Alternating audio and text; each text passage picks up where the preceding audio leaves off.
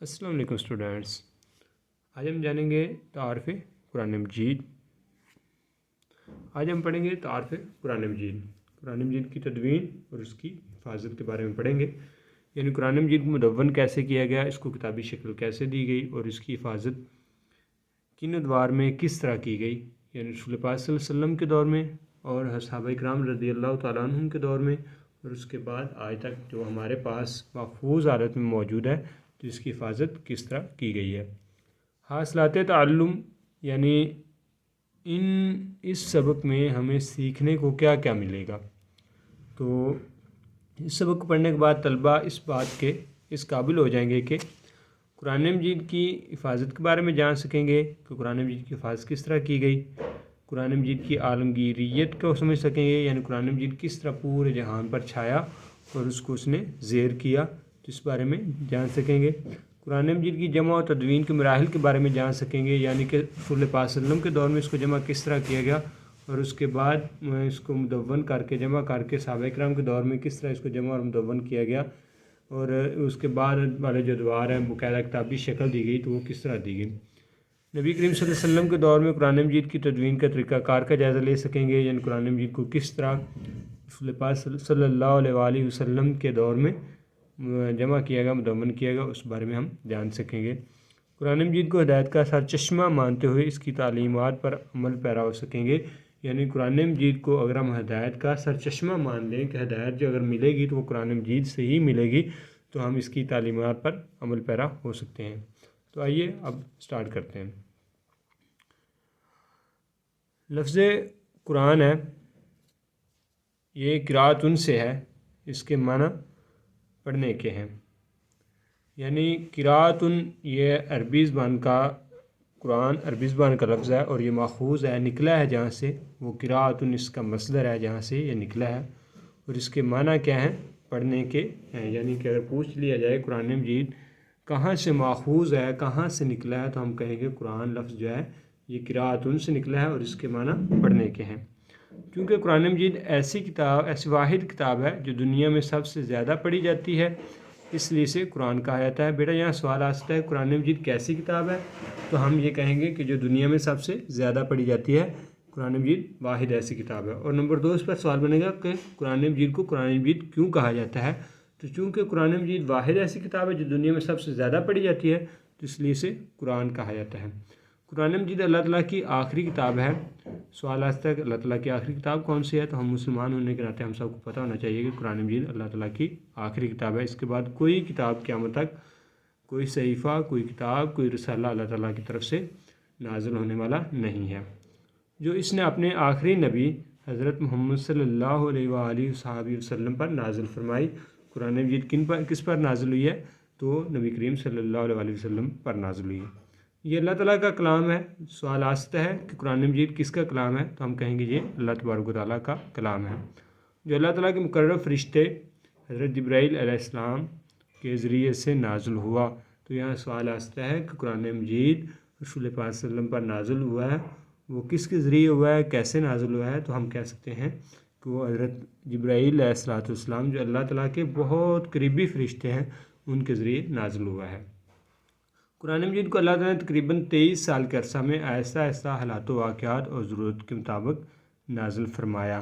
ایسے نہیں کہ قرآن پاک کو یک بارگی ایک ہی دفعہ حضور کی ذات پر نازل کر دیا گیا، بلکہ جتنی ضرورت ہوتی تھی یا جیسے حالات ہوتے تھے، جیسے واقعات ہوتے تھے، یا جتنی ضرورت ہوتی تھی، اس کے مطابق تھوڑا تھوڑا کر کے ایک ایک آیت، بعض دفعہ ایک سورت، بعض دفعہ کچھ آیات، تو اس طرح یہ رسول اللہ صلی اللہ علیہ وسلم کی ذات پر قرآن مجید جو ہے وہ نازل ہوا ہے، اللہ تبارک تعالیٰ نے نازل فرمایا ہے۔ یہ کتاب قیامت تک آنے والے انسانوں کے لیے رشد و ہدایت اور رہنمائی کا ذریعہ ہے، یعنی اگر کوئی انسان اپنی زندگی کے بارے میں مکمل رہنمائی لینا چاہتا ہے قیامت تک کے لیے، تو یہ تمام انسانوں کے لیے ہدایت بھی اس میں ملے گی، رہنمائی بھی اسی میں سے ہی ملے گی، یعنی ہدایت اور رہنمائی،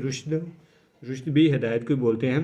رہنمائی ہدایت یہ تینوں مترادفات میں سے ہیں، یعنی ہدایت رہنمائی اور کوئی لینا چاہتا ہے، کوئی رستہ دیکھنا چاہتا ہے اللہ تعالیٰ تک پہنچنے کا، تو وہ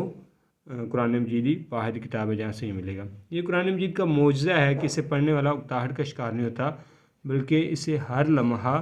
نئی لذت اور سرور حاصل ہوتا ہے۔ قرآن مجید کا موضوع کیا ہے؟ سوال آ سکتا ہے قرآن مجید کا موضوع کیا ہے، اور پیچھے یہاں جو قرآن پاک کتنے عرصے میں نازل ہوا اور کیا قرآن پاک یک بارگی نازل ہوا، تو ہم اس کا جواب یہاں ہم کہیں گے کہ 23 سال کے عرصہ میں نازل ہوا ہے اور آہستہ آہستہ حالات و واقعات کے مطابق یہ نازل ہوا ہے۔ اور یہاں قرآن مجید کا موضوع کیا ہے کہ اسے پڑھنے والا اکتاہٹ کا شکار نہیں ہوتا۔ ہم کوئی بھی دیگر کتابیں جو ہیں وہ پڑھتے ہیں تو پڑھتے پڑھتے اکتا جاتے ہیں، کچھ دیر بعد اکتاہٹ کا شکار ہو جاتے ہیں، تو قرآن مجید ایسی کتاب نہیں ہے، بلکہ اس سے ہر لمحہ اس کو پڑھتے ہوئے نئی ایک لذت ملتی ہے، انسان کو ایک نیا سرور آتا ہے اور دل کرتا ہے کہ انسان اس کو پڑھتا ہی جائے۔ یہ قرآن مجید کا معجزہ ہے۔ آگے محفوظ ترین کتاب۔ اسٹوڈنٹس یہاں یہ بات یاد رکھیں کہ اس سے پہلے قرآن پاک سے پہلے جتنی بھی انبیاء کرام پر کتابیں یا صحیفے نازل ہوئے ہیں، ان میں کہیں نہ کہیں کوئی نہ کوئی تبدیلی کر دی گئی۔ کہیں یہودیوں نے اگر دیکھیں تو انہوں نے اپنی کتاب میں اپنے حساب سے مسائل نکالے اور جو ان کی طبیعت کے منافی تھے ان کو انہوں نے بیچ میں سے ہٹا دیا یا اس میں چینجنگ کر لی۔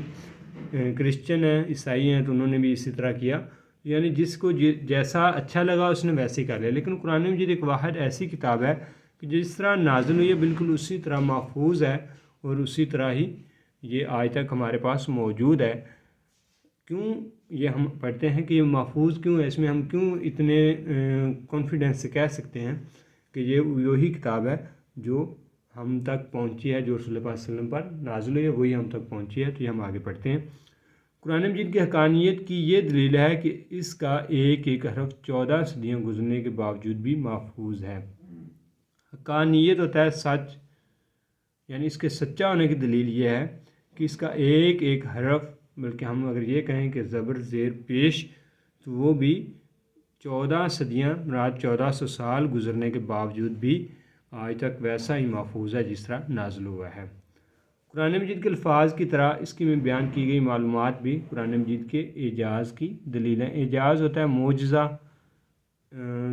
معجزہ کیا ہوتا ہے؟ معجزہ کا لغوی معنی اگر دیکھیں تو وہ ہوتا ہے خرق عادت، یعنی جو خرق عادت کو پھاڑ دینے والا ہوتا ہے۔ عام طور پر ایسے نہیں ہوتا، لیکن ایسی عادت انسانی عادت کے خلاف ہو، جس طرح رسول اللہ صلی اللہ علیہ وسلم کو معجزہ ہے کہ آپ کی انگلیوں مبارک سے چشمے نازل ہوئے، یہ حضرت موسیٰ علیہ السلام کو معجزہ ہے کہ ان کا جو عصا تھا وہ سانپ بن گیا۔ تو عام انسانی زندگی میں یا انسانی عادات میں یہ چیزیں شامل نہیں ہیں، لیکن یہ انبیاء کے ہاتھ سے جب یہ صادر ہوتی ہیں تو اس کو معجزہ بولتے ہیں، اور اولیاء کے ہاتھ سے یہ صادر ہوں تو اس کو ہم کرامت کہتے ہیں۔ قرآن مجید معلومات بھی معجزہ ہیں، یعنی جو قرآن پاک میں اگر آپ دیکھیں ایک بچے کی پیدائش کے بارے میں جو سائنس نے آج ہمیں بتایا ہے کہ بچے کے مراحل کس طرح ہوتے ہیں، سٹیپ بائی سٹیپ، پہلے وہ نطفہ ہوتا ہے، پھر وہ خون کا لوتھڑا بنتا ہے، پھر وہ گوشت کا لوتھڑا بنتا ہے، اس طرح مکمل۔ تو یہ مکمل پیدائش کا جو طریقہ ہے قرآن پاک نے ہمیں آج سے 1400 سال پہلے بتا دیا، جو کہ سائنس آپ ہمیں بتا رہی ہے، تو یہ بھی اس کی معلومات کا بھی معجزہ ہے۔ قرآن مجید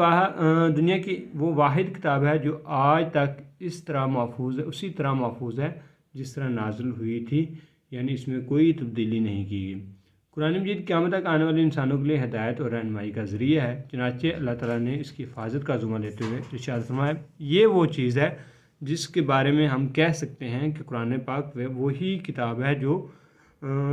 اللہ صلی اللہ علیہ وسلم کی ذات پر نازل ہوئی ہے، اس میں کوئی تبدیلی نہیں ہوئی۔ ہم یہ کہہ سکتے ہیں کیونکہ جو بندہ خدا کی ذات پر یقین رکھتا ہے وہ یقینی طور پر اس کی آیات پر، اس کے فرامین پر بھی یقین رکھے گا۔ اور قرآن پاک میں یہ ہے کہ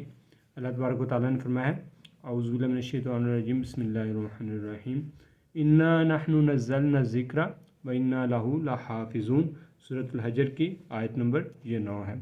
بے شک ہم ہی نے اس ذکر یعنی قرآن کو نازل فرمایا اور بے شک ہم ہی اس کی ضرور حفاظت فرمانے والے ہیں۔ جب اللہ تبارک و تعالیٰ فرما رہے ہیں کہ ہم نے اس کو نازل فرمایا اور ہم ہی اس کی حفاظت کریں گے، تو یقینی طور پر جس کی حفاظت اللہ تعالیٰ کرے تو وہ اس میں کبھی بھی کوئی تبدیلی نہیں ہو سکتی۔ تو یہاں تک آج، اس کے بعد انشاءاللہ نیکسٹ لیکچر میں ہم اگلا پڑھیں گے۔